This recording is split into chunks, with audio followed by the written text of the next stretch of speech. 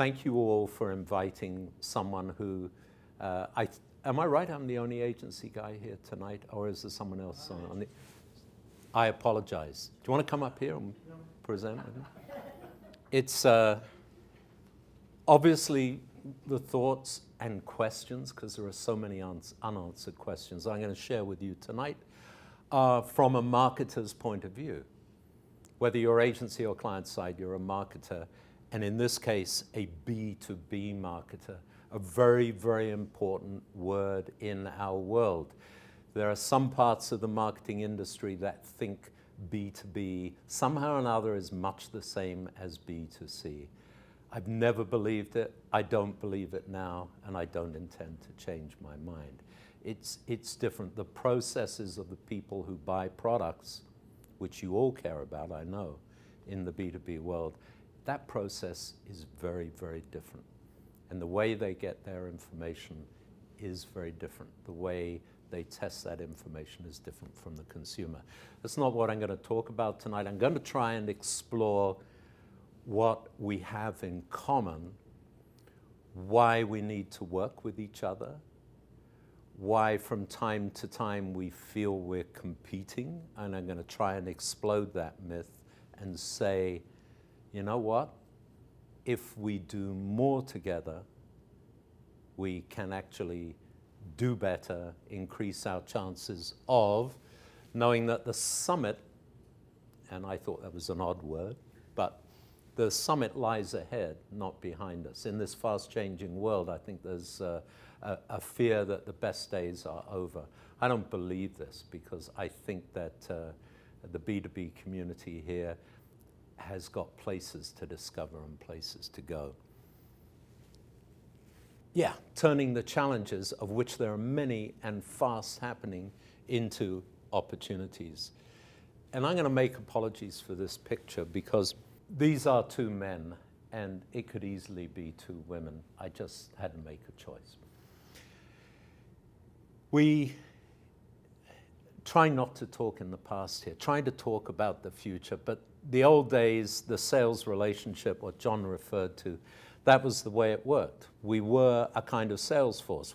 Our income in the agency world was from that 15% we got for representing your titles, and we try to live off that. When I joined Bill Hand's agency in 1998, that came from the old Stone and Hand, from those of you that remember those times. That was the way it worked. All of the revenue came, most of the revenue came from that 15 points. The media owners, you people, were our sales force as we were yours. You'd say, oh, I got this client who I think can use your help. How often do we hear that today? Something changed, and we went through some really, really difficult times. I want to talk a little bit about what we do have in common. Peter Drucker was a great Austrian management writer and guru. And he said the purpose of a business is to get and keep a customer. It's that simple.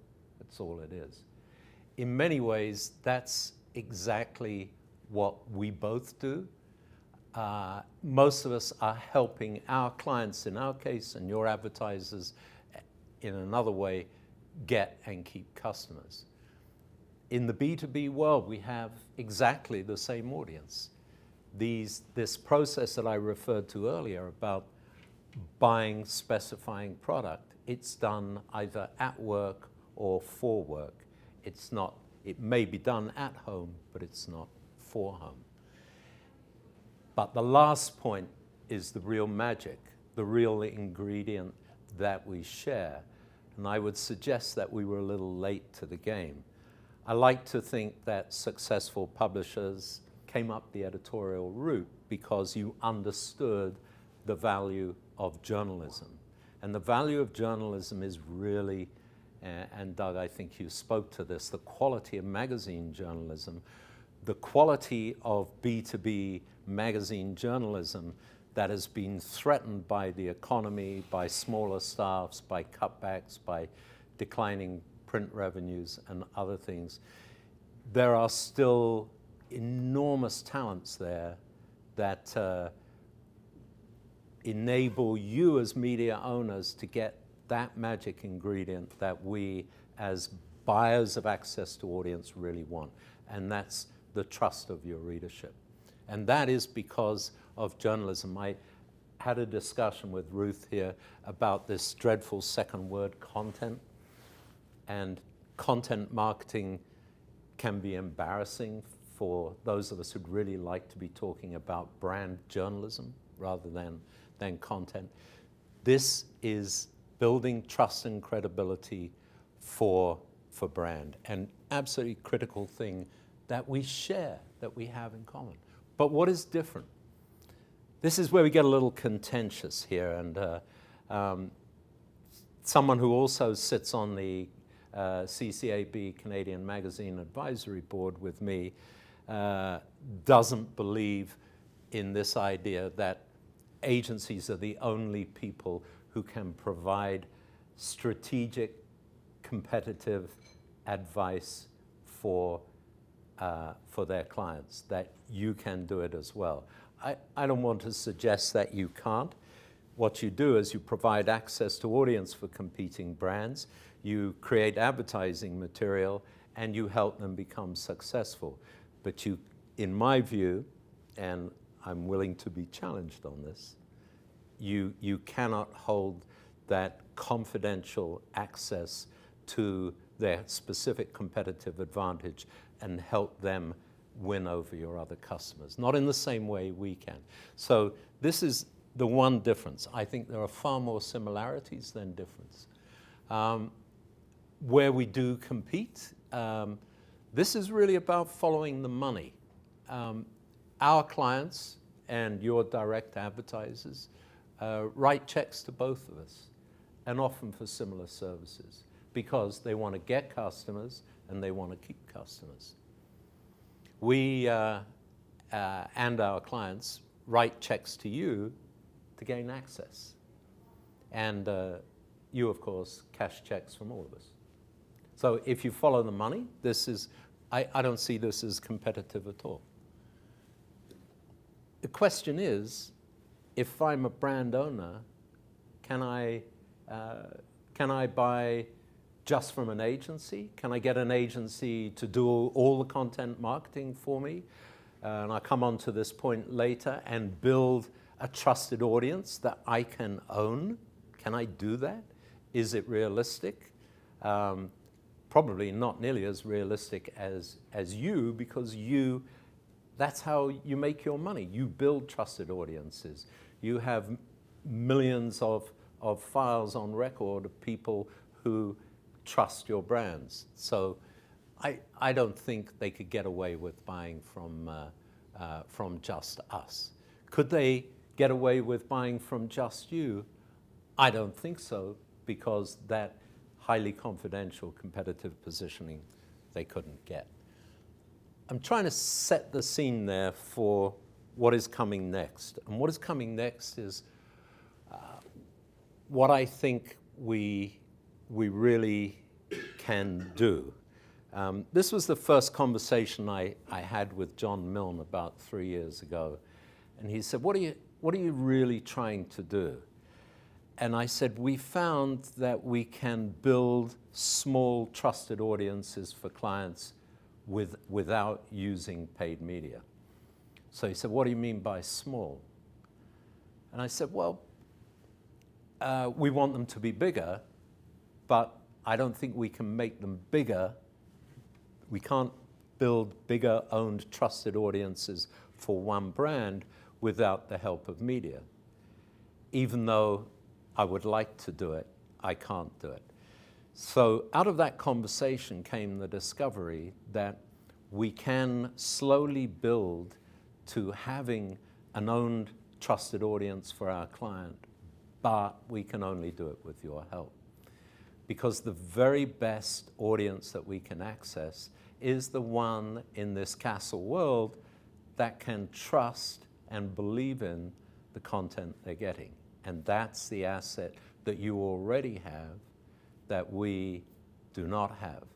We want to be more like you. We see the journey as getting towards what you have, but the journey is good enough. We may never get there. We might occasionally, for one client, we have a client where we have a trusted, engaged audience that is higher than the average publication, print publication, in which we buy access to audience for that particular client. Numbers are, we have 60,000 engaged prospects who regularly come back for more for one client, and the typical publication size would be 50,000 that we advertise in for them. So it's a journey, it can happen. What do we use? How do we like to do it? Remember that Motum B2B is following the brand journalism model. We have, out of 21 people on staff, we have including myself, 7 trained journalists, 5 actually on the content team. And I think that's a little unusual for an agency, but you can see what we're trying to do. We're trying to be more like you. What we will spend money on typically is the custom e-blast, because the custom e-blast is a tool that has all the ingredients of great content, trust, authoritative source, relevance, and an audience that knows what it expects to get, and I hope they get it. We can't do it without you, even though this is an aggressive mission from paid to earned to owned. This is the direction we're going in. What we're going to talk about in the next few pictures is about the financial transaction between us and how we would like that to change. Why do we want to change the nature of the financial transaction? Why do we want to change what we buy from you? I think we can easily say it's the economy, but the economy is our clients. We are driven by what our clients demand from us and what they will pay us for. Nothing on this slide, I think, is a surprise to any of you. They want more accountability from us. They want more measurability of return on investment. They want predictability of their return on investment. They want to know what they're getting for the money. And if we say to them, we can deliver a predictable result for you because we know how brand journalism works, we know how to engage prospects, we know the stories to tell, and we know how to buy access to audience through trusted media from trusted media owners. They say, okay, but will we get more for less? It's, you know this is what people say to you. How can we get more for less?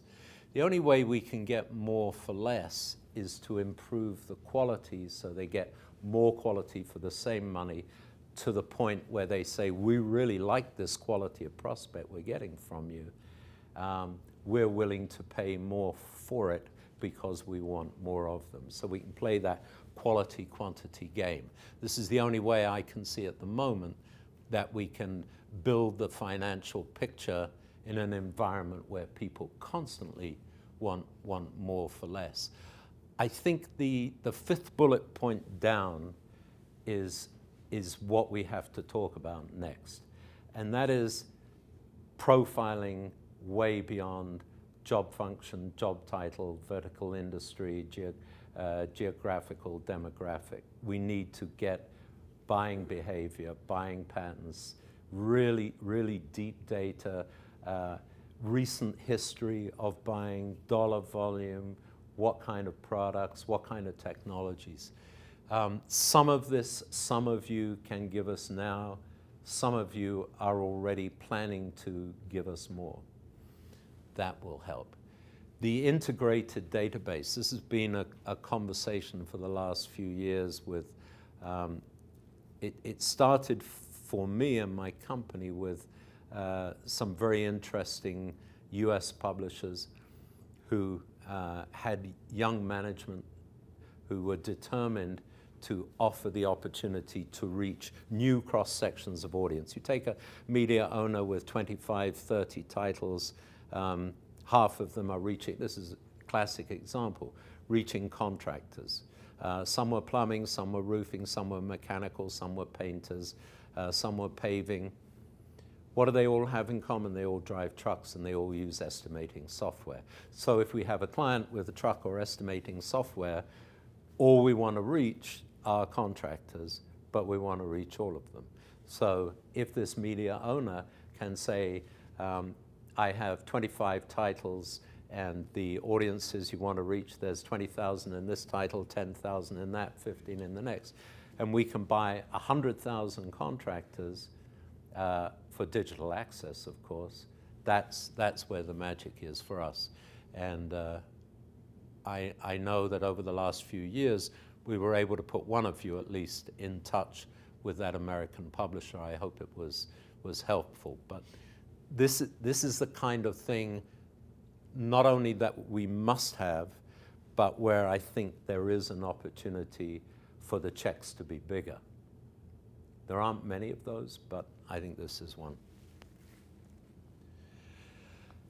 Yeah, this is about us, but I think it's also about you. We've identified over the last few years several new opportunities to create new profit centers. Marketing automation, about 7 years ago, we purchased licenses for marketing automation software. That enabled us to offer a new service to clients and get new revenue. The next thing that happened was identifying the fact that social media can actually generate really, really hard leads. We are now getting social media comment that says, I want to call this company, give me the name of someone I can call there and a phone number because I want to buy their product. So we now have dedicated social media full-time so that we can leverage that. What's the next thing? It's reporting for every client on the return on investment. What we're getting not only from what we do for them without you, but what we do for them with you and because of you. We analyze the results, we report on the trends, whether we're doing better or worse. We report on the cost per engaged prospect. And we would like to add layers of qualitative data to that we probably cannot do without you. This is our goal, that every client will get a retainer invoice every month for this service, and it will be accompanied by fast countermeasures. What can we do to change the results? Those of you who are in this game already will know we could do it much better without you. If we do it by ourselves, it's not going to be as good because you have access to more data. It's the speed of the countermeasure that I think is going to change. Consumer digital marketing buys are so flexible that they can be programmed to change according to the results really quickly. We're not doing that yet, but we will be for sure. Now the Holy Grail, the really big one, and that is, I've hinted at this in the past few pictures, but we have to connect the dollars spent precisely with the sales results. Agencies don't sell products for clients, and so often clients say, well, you haven't driven my sales up. And you can't say, look at your sales team, look at your sales force. You can't say that.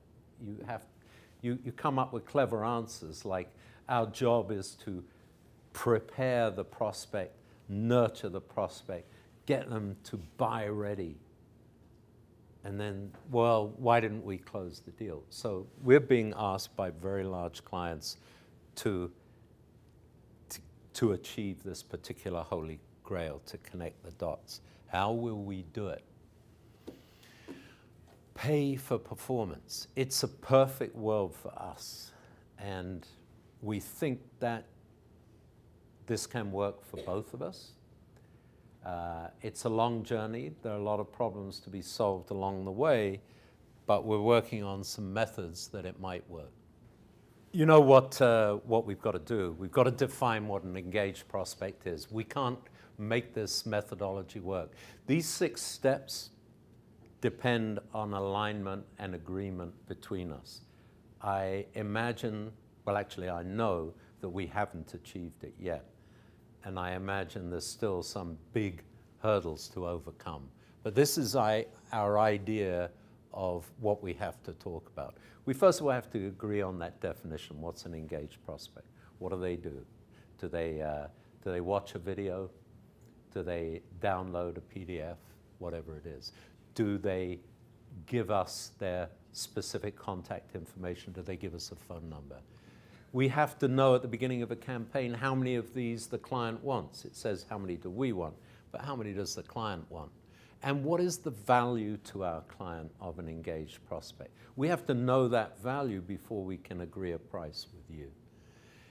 And this number 4 is the really tricky one, because when we've tried to make this deal work with some of you, you've said, yeah, well, we can't come to we can't make any promises. We want to see what kind of content asset you have.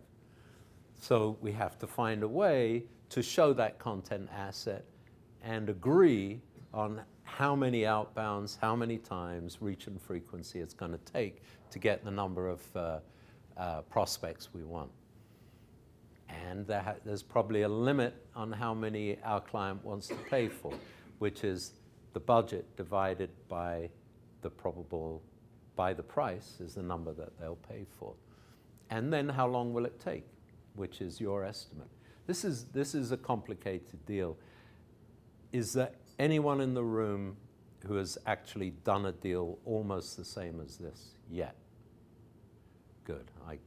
Close. Really close or actual? Done. Okay.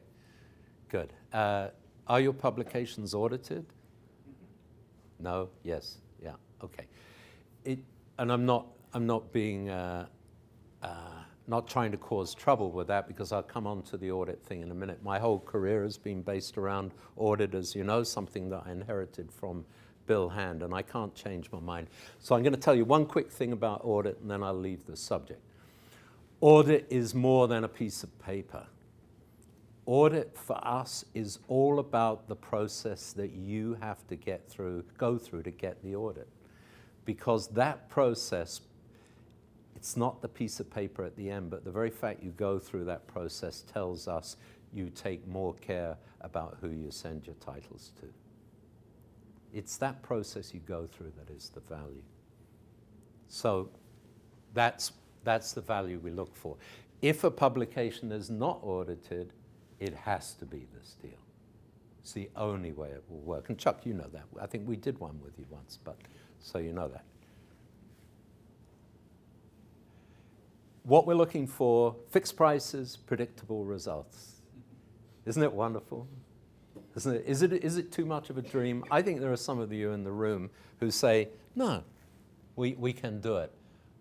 My prediction is most of you and us will be doing it really soon.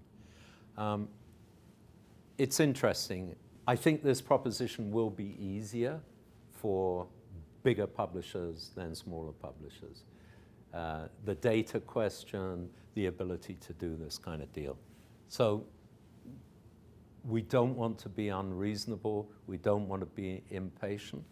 But what we're trying to do is find a way to make more money. That's really what it is at the end of the day. The favorite subject.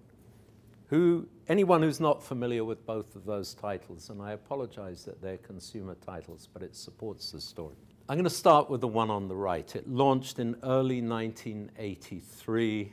As many of you know, it was a joint venture between Dave Nichol, who was running Loblaws, and I think his name was Jim White, was it? The food editor of the Toronto Star. And the concept was game-changing. It was content marketing. That's what it was.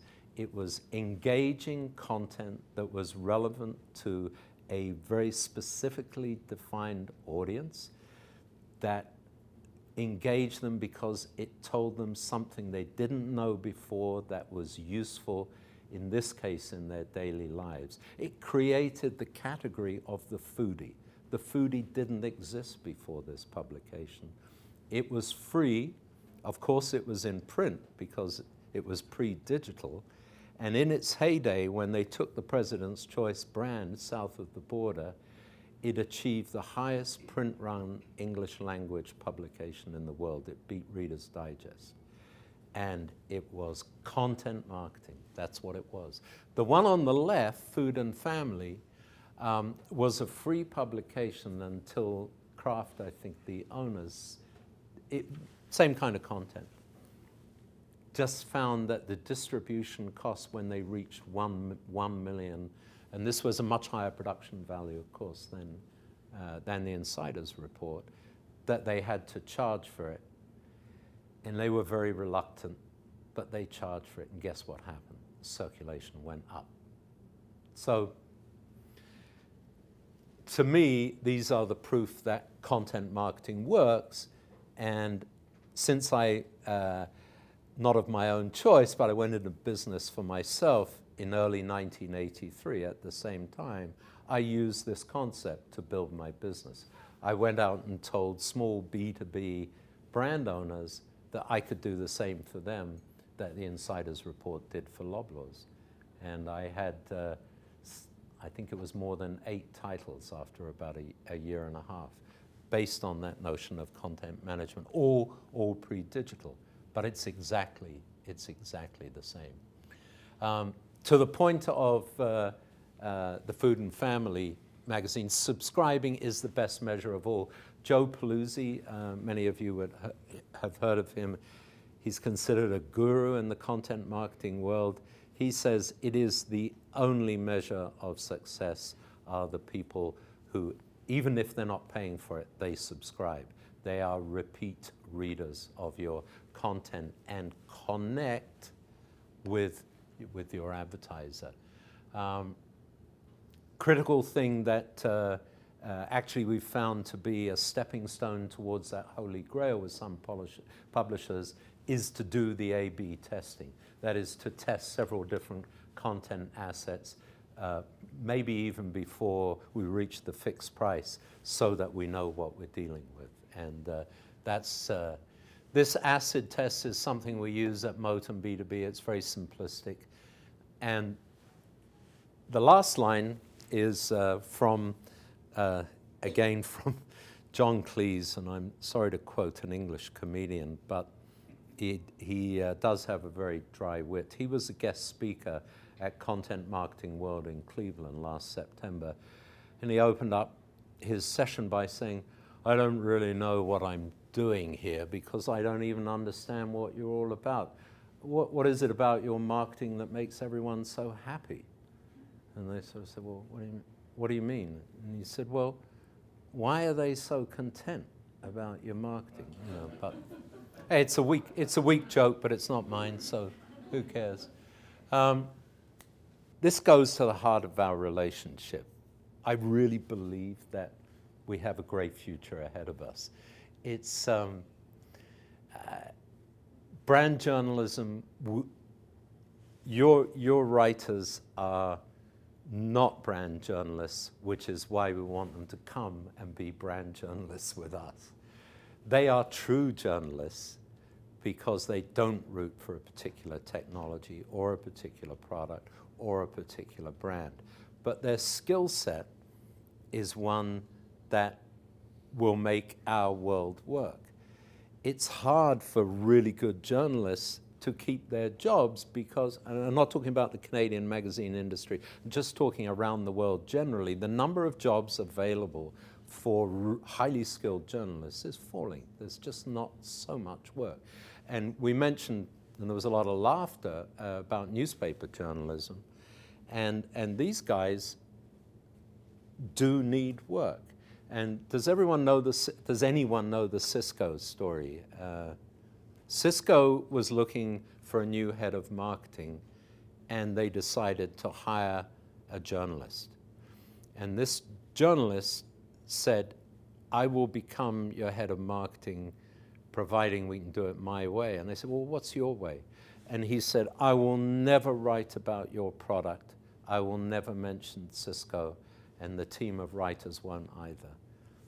They said, well, what will you write about? He said, I will write about the world of your customers and the choices that they have to make, what's important to them. And I will help them find better ways to do things by considering their options in a more informed manner, but I won't mention your product. Anyway, they signed him on. And it wasn't the first instance of brand journalism, but for me, it's a great story. What more is coming? Mobile, obviously, more and more. Everything is responsive. You know this already. Direct leads from social, we talked about. We found that our business has diversified. The next profit center, new profit center for us, is sales apps. And the sales apps that we're building for clients are really useful because they're helping us fill in that gap between marketing and the actual sales results, because we are finding apps that help them manage leads and record which leads came from where and which result in sales. KaiCube, has anyone heard of KaiCube? Anyone heard of Turtle? Okay, we'll come on to that in a minute. Foldable screens. If you can have a foldable screen that folds up like a magazine or a newspaper, is that what you're going to be looking at in the future? I'm going to talk in a minute about personalization, but I may want to change the word. This, you all know, this was the picture 2000.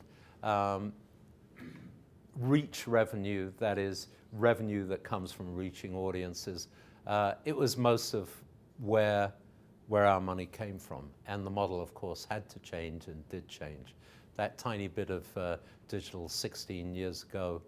Watch that personalized green space there, and we'll talk about that in a minute. KaiCube is a tool for consolidating all kinds of media into a unified presentation. Now there is a smarter way to organize and present a product pitch, training material, or even personally curated content. Video, web pages, and more can be integrated into one seamless presentation, and with KaiCube's intuitive user interface, you can create a truly engaging exhibition that captures the viewer's attention. Before we get started, let's take a quick look at the KaiCube website, where you can organize your media and create the presentations, or just learn more about the application itself. So now, back to the iPad. We're going to show you how a presentation works in the KaiCube app.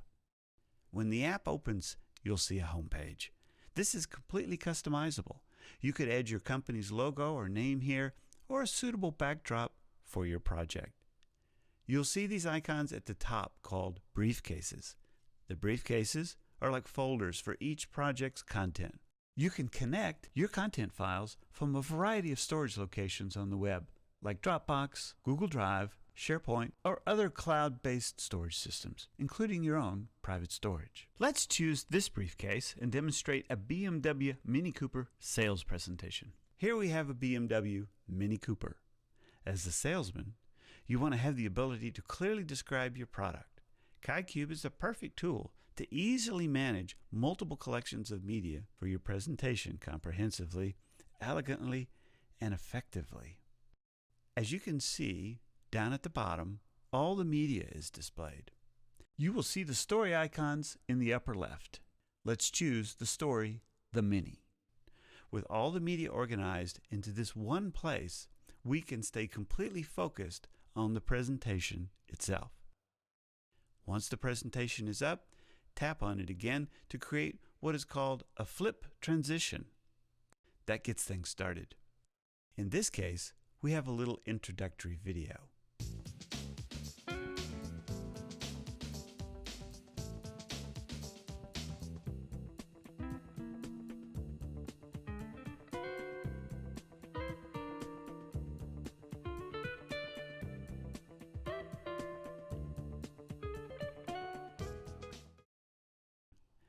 And we're off to the next element. Here we have the whole family of minis. Your customer is interested in the John Cooper Works Coupe or JCW Mini. We can focus just on that car by tapping here. To continue on to the specifics for the JCW Mini, we can just X out of this screen. By tapping the Details icon, we can watch an exclusive video that outlines the specifications of this particular product. When you've finished watching it, tap on the main screen to get back to the JCW Mini options. So let's say now that your customer's interest is piqued, but she wants to see more features. Tap here to show her more about the car. We can show her photos of options, drawings, and even some photos of the engine of the car. Now your customer is interested in purchasing and wondering what the pricing is like. With the delightful car still in sight, we can tap on this icon to bring up the pricing and options page. The actual product website can also be added right into this presentation. Maybe your customer wants to take things into her own hands. Here we can see a brief overview of the whole story, the introduction, the car itself, and access to the website. She can decide what she wants to learn about and easily navigate to it. Now you see how every story created on KaiCube feels like an individual application custom built for a customer. So that is a combination of sales app used by Salesforce. It's also a platform for content marketing, which we're looking at the moment. Turtle is a British version of that. KaiCube was developed in the US. This is how things have changed. Yes, it's practically all digital, but why the personalized? Personalized, as you know, started in print with print on demand. It started way back with Reader's Digest sweepstakes mailings. And then we started to use it in B2B marketing. Then we had personalized URLs for individuals having their own web page for messaging. In person, of course, is personalized by definition.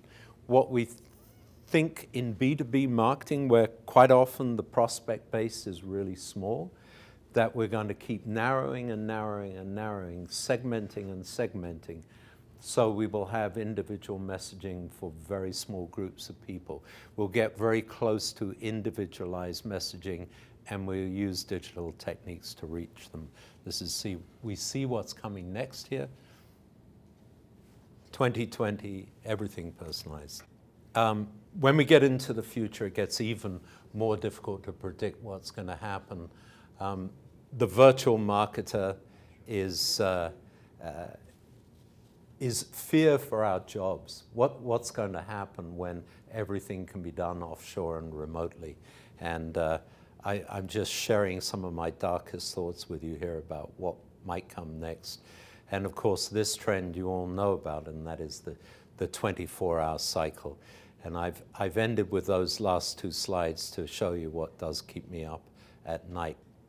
I think you've heard enough from me, haven't you? Yeah. Thanks so much for listening, everyone.